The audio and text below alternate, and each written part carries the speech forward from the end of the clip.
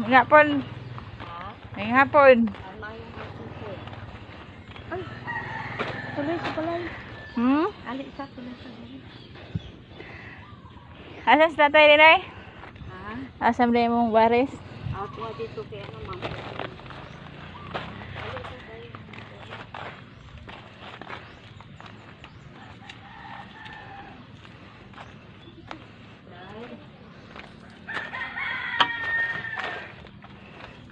Okay. Upo sa dira.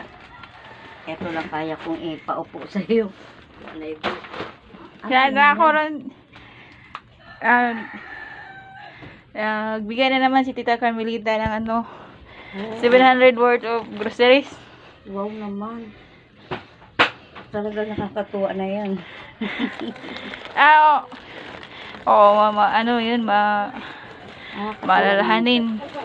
Ito yung nagbigay ng una. Oo, siya pa rin yan. Oo. Ay, talagang napakabuti ng tao. Oo. Ito pa na eh. Yun, Sabon. Salamat. Ang dami pa naman namin talaga labahan. Oo, iniisip ko eh. Kung ano kayong kailangan doon ni Aling Bilen. Oo nga. Ay, salamat talaga. May sabon kami. Din. Bigas ko.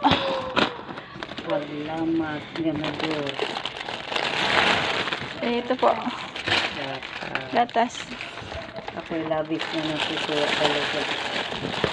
Grabe ang akong saya. Ang saya talaga. Ito po. Dalawang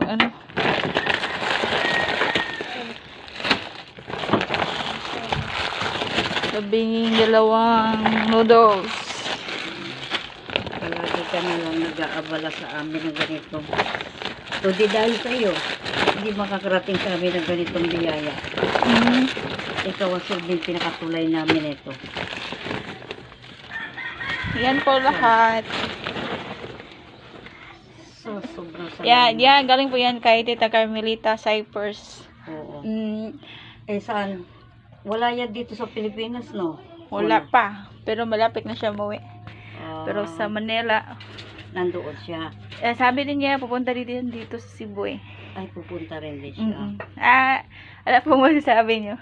Ay, talaga ang masasabi ko dito, sobrang tulong to para sa amin. Ito malaking bagay para sa amin din.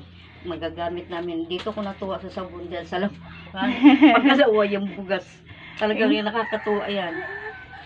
Ay, wala ko talagang masabi. Ay, talagang salamat. Okay. Maraming salamat dito sa mga grasya dumating sa akin ngayong araw na to.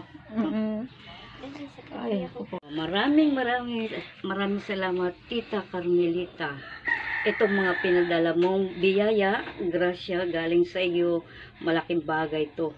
Lalo na tong bigas na to, karugtong to ng buhay natin. Tapos, talagang, lalo na sa taong nagdala dito sa amin. Siya ang iyong pinakatulay, gabay, papunta dito sa amin. May pleasure po.